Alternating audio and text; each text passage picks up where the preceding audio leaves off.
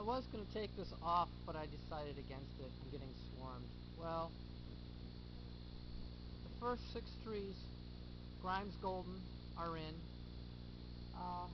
Lots and lots of lessons learned that I'll be writing down.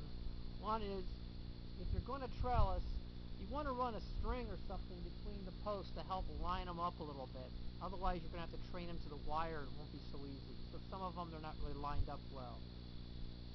The big one was you really want to bare root plant as much as possible. These had to be potted all summer. That was a real problem. The soil was dry and it had clay, kind of muddy. Not a good soil. They had a good root ball. I put them in, but I'm a little concerned about their longevity. Last but not least, again, a heavy clay soil.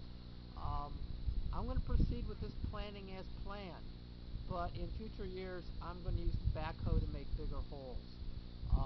Just so I can pull the soil up a day beforehand, break it up, let it dry out, make it easier and more manageable. But each one's got something to stabilize it for now, which is a good thing. They have the Volgard to keep stuff away from them. And I pushed the Volgard down and put some soil around it so they can't get underneath it.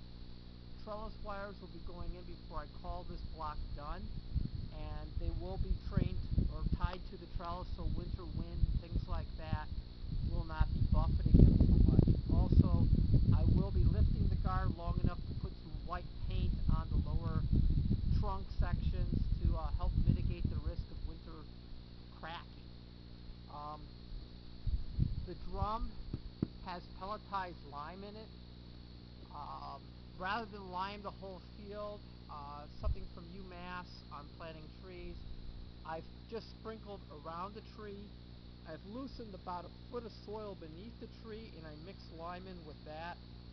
So I'm treating the patient directly rather than the neighborhood. I don't have the time and it would kind of be a waste of resource.